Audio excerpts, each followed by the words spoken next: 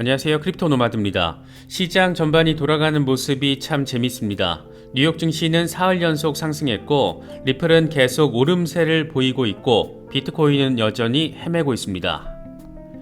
뉴욕 증시는 괜찮은 흐름을 이어가고 있습니다. 3대 지수 모두 사흘 연속 올랐고 다우의 경우에는 8일 연속 상승을 확인하면서 2019년 9월 이후 최장 연속 상승이라는 나름의 기록을 확인했습니다.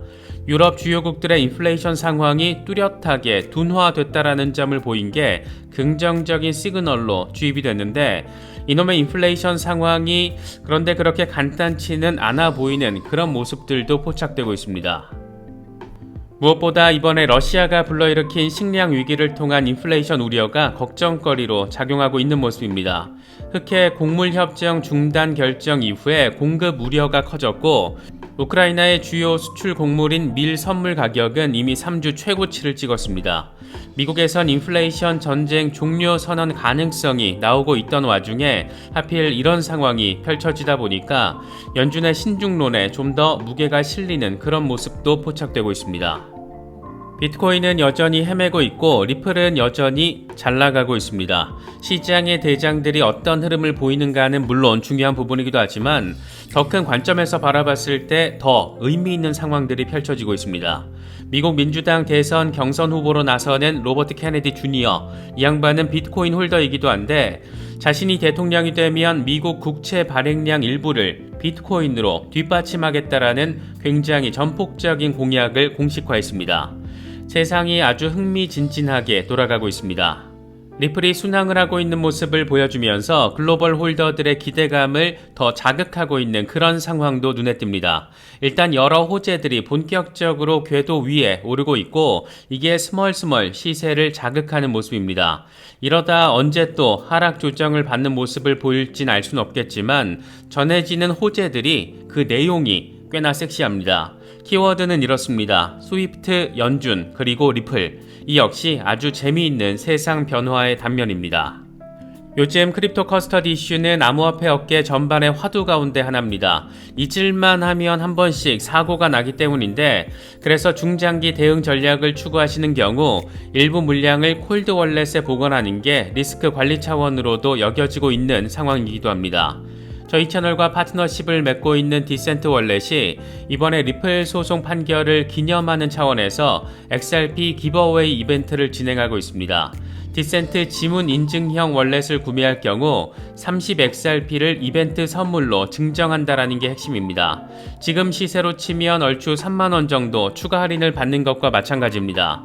이벤트 전체 물량으로 XRP 24,000개가 준비됐다라고 하는데 다시 말해서 선착순 800개라고 할 수 있고 7월 30일까지 이벤트 행사를 진행한다라고 합니다. 콜드월렛 구매를 고려해 오셨던 분들은 이번 이벤트를 활용해 보시는 것도 나쁘진 않을 것 같습니다. 콜드월렛에 보관을 하면 내가 직접 관리를 한다라는 장점이 있는 반면 고액 물량을 보관하실 경우에는 트래블 룰로 인해서 번거롭게 느껴질 수 있는 그런 부분도 있으니까 이런 부분들 잘 참고하시면 좋겠습니다. 특정 거래소나 코인 이체 등과 관련해서는 디센트 고객센터를 통해서 확인하실 수 있습니다. 그럼 이번 영상 시작하겠습니다. 먼저 뉴욕 증시는 순조로운 흐름을 연이어 확인해주고 있습니다. 3대 지수 모두 2분기 기업 실적을 소화하면서 강세를 보이고 있습니다. 특히 다우가 8거래일 연속 오름세를 보인 것이 인상적인데 이건 2019년 9월 이후 최장 기간에 해당합니다. 3대 지수 전체 관점에서 바라보면 지난해 4월 이후 최고치를 경신한 것이기도 합니다. 이처럼 뉴욕 증시를 백업하는 것은 기업들의 실적 장세가 괜찮게 펼쳐지고 있는 상황이 하나의 원인으로 볼 수가 있고 또 하나는 유럽 주요국들의 인플레이션 둔화세가 선명하게 포착되고 있다는 겁니다. 유로존의 6월 소비자 물가지수는 전년 대비 5.5% 올라서 전달의 6.1%보다 낮은 상황을 확인했고 영국의 경우에도 전달의 8.8%에서 7.9%로 완화되면서 15개월 최저 CPI를 확인했습니다.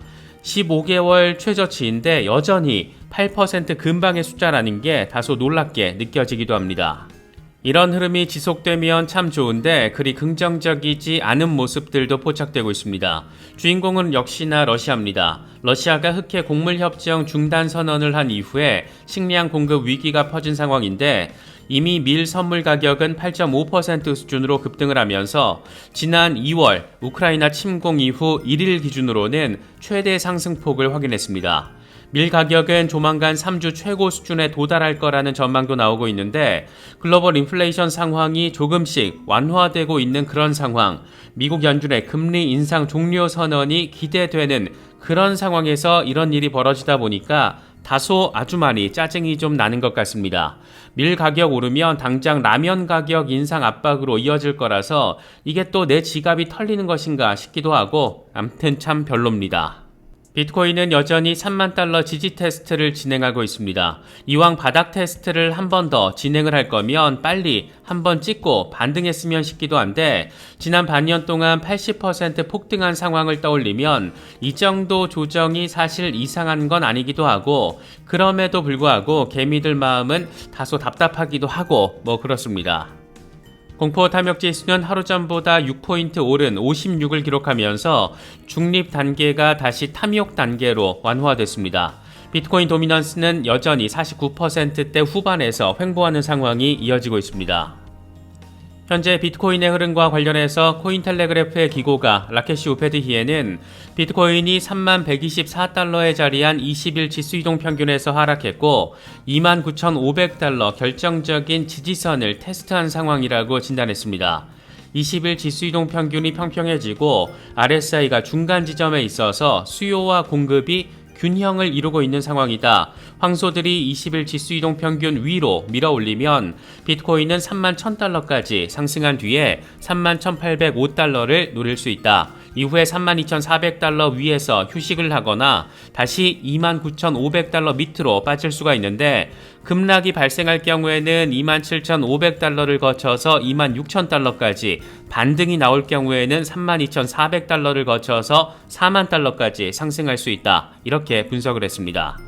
또 다른 분석가 마이클 반데포페의 경우에는 비트코인이 3200달러 돌파에 어려움을 겪고 있다는 점을 거론하면서 한 번 더 바닥 확인을 할 가능성을 언급했습니다.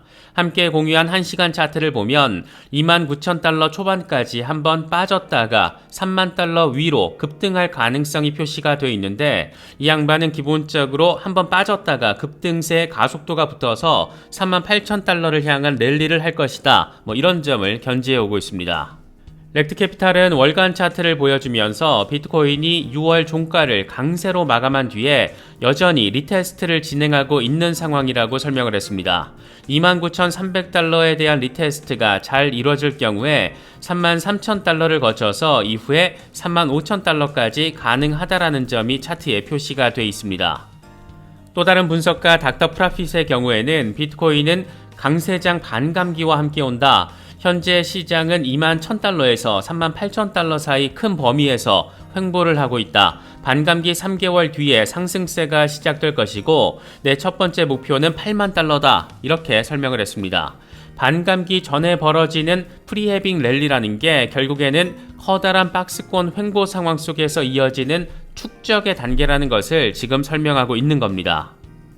사실 지금 시세적인 관점보다 더 의미 있는 상황이 미국에서 펼쳐지고 있습니다. 비트코인 홀더이기도 한 로버트 케네디 주니어 민주당 대선 경선 후보가 미국 국채 발행량의 1%를 비트코인과 금, 은 등으로 백업을 하겠다라는 입장을 밝힌 겁니다. 사실상 금 본위제의 성격을 비트코인에 주입시키면서 이렇게 또 사실상 리저브 커런시의 위상을 부여하는 첫 단계에 해당하는 것으로 바라볼 수 있다는 점에서 상당한 의미 포인트가 아닐 수 없습니다. 이 양반은 그러면서 국채 발행에 비트코인을 활용하는 비율은 결과를 보면서 점진적으로 늘려갈 것이고 이런 조치는 결국 달러 강세 회복을 비롯해서 인플레이션 억제에도 도움이 될 것이다. 이렇게 설명을 했습니다. 지금 바이든 행정부가 하고 있는 뻘짓들 싸그리 비판을 하면서 동시에 암호화폐 투자자들의 표심을 상당히 자극하는 부분이기도 합니다. 이 양반은 여기서 더 나아가서 암호화폐에 대한 양도소득세 면제를 추진하겠다라는 아주 섹시한 멘트도 함께 던졌는데 혁신과 투자를 촉진시켜서 벤처기업들이 독일이나 싱가포르가 아닌 미국으로 오게 할 것이다. 이렇게 나름의 포부를 밝힌 겁니다. 이런 멘트를 보고 있으면 지금 미국이라는 나라가 보여주고 있는 국가적인 암울한 미래 전망, 이런 게 미국 국민들의 문제가 아니라 미국 민주당 정권의 문제가 아닌가, 현 정부의 문제가 아닌가, 그런 생각이 들기도 합니다. 비트코인이 이렇게 아직은 어리바리한 상황을 보여주고 있는 가운데 지금 시장을 주도하고 있는 대장은 단연 리플입니다. 리플 약식재판 판결 이후 1차 급등을 펼친 뒤에 살짝 조정을 받으면서 홀더들 마음 안달나게 만들기도 했었는데 곳곳에서 쏟아지고 있는 긍정적인 호재들, 시세가 스멀스멀 소화를 하면서 느린 것처럼 보이지만 꾸준히 우상향하는 힘을 아직까지는 잘 보이고 있다. 이렇게 바라볼 수 있을 것 같습니다. 최근 리플 시세 전망과 관련해서 해외 크립토 미디어들이 가장 자주 인용하는 분석가 가운데 한 명은 단연 에그라크리프입니다. 이 양반이 시세 자체도 전폭적으로 제시하지만 나름의 근거도 있고 나름 충실한 설명을 곁들이는 경우가 많다 보니까 미디어들 입장에서는 그냥 가져다가 싹 다 가져다가 쉽게 기사화하기가 아주 수월하기 때문에 그런 게 아닐까 생각되기도 합니다. 이번에도 재미있는 분석을 제시했는데 아마도 며칠 뒤에는 이 내용도 해외 크립토 미디어들이 하나둘 기사화하지 않을까 생각됩니다. 이번 분석을 이해하기 위해서는 한 가지 조건과 세 가지 상황을 우선 이해해야 합니다. 한 가지 조건은 21주 지수이동 평균과 50주 이동 평균이 교차할 때, 그럴 때마다 역사적으로 급반등 랠리가 나와줬다. 그리고 세 가지 상황은 이건 2015년과 2017년 그리고 2020년에 발생했다. 그런데 재미있는 것은 이번에 21주 지수 이동평균과 50주 이동평균이 교차를 했고 그래서 과거 급등 상황이 재현될 가능성을 생각해 볼 수 있다는 건데 세 가지 상황이 보여주었던 반등 비율을 지금 가격에 대입해서 가격 분석을 한 겁니다. 먼저 2015년 230% 상승했던 상황을 대입하면 XRP 가격은 1.3달러에서 14달러 구간에서 형성된다라는 건데 그나마 이게 제일 현실적이지 않나 그런 생각이 드는 가격입니다. 두 번째로는 2017년 5만% 랠리 때 이 비율을 지금 상황에 대입하면 XRP가 200달러에 도달하게 되는데 에그라크립토는 이런 상황이 펼쳐지기 위해서는 블랙록을 비롯한 월가의 기관들이 XRP 현물 ETF를 출시하는 정도의 사건이 벌어져야 가능하다. 이런 점도 함께 설명했습니다. 다시 말해서 2017년 역사적 고점을 만들 때와 비슷한 상황을 바라보기 위해서는 설사 이게 벌어진다라고 하더라도 앞으로 몇 년은 더 걸릴 수 있다. 이런 얘기를 지금 하고 있는 겁니다. 마지막으로 지난 강세장이었던 2020년의 777% 이 랠리 비율을 대입하면 3.7달러 도달이 가능하고 그렇게 바랄라 게이트가 열린다 이렇게 설명을 했습니다. 이 양반은 아스가르드의 왕 오딘, 토르 아빠입니다. 오딘을 위해서 목숨을 바쳤던 용사들이 사후 전쟁을 대비하기 위해서 머무르는 천상의 궁전이자 명예의 전당인 바랄라 궁전의 이름을 따와서 XRP가 50달러에서 120달러까지 나아갈 수 있는 그런 상황, 이 바랄라 영역이라고 부르고 있고 XRP가 3.7달러에 도달하면 이제 이 바랄라 영역으로 가는 문이 열린다. 이런 얘기를 해왔습니다. 다소 멀게 느껴지는 가격 수준이긴 하지만 언젠가는 바랄라 영역으로 진입할 수 있지 않을까 그런 생각이 드는 것은 꼭 기분 탓만은 아닌 것 같습니다. 이처럼 지금 XRP의 시세를 백업하고 기대감을 키우고 있는 것은 다름 아닌 리플과 관련한 호재성 소식들이 꾸준히 이어지고 있기 때문입니다. 일단 가장 직접적으로 XRP 시세를 자극한 건 다름 아닌 스위프트였습니다. 지금 현재 상황에서 글로벌 송금 결제 주역인 스위프트가 블록체인 기업 R3와 파트너십을 발표했습니다. 우리가 여러 차례 짚어봤듯이 R3의 대주주는 일본의 SBI이고 리플의 최대 후원자이면서 가장 많은 외부 투자자 지분을 가진 곳이 역시 SBI이고 R3 역시 리플과 파트너십을 맺은 그런 기업입니다. 그러니까 돈줄의 관점에서 리플과 R3는 SBI의 훌륭한 잘 큰 자식들이라고도 할 수 있는데 R3가 이번에 스위프트와 파트너십을 맺어버린 겁니다.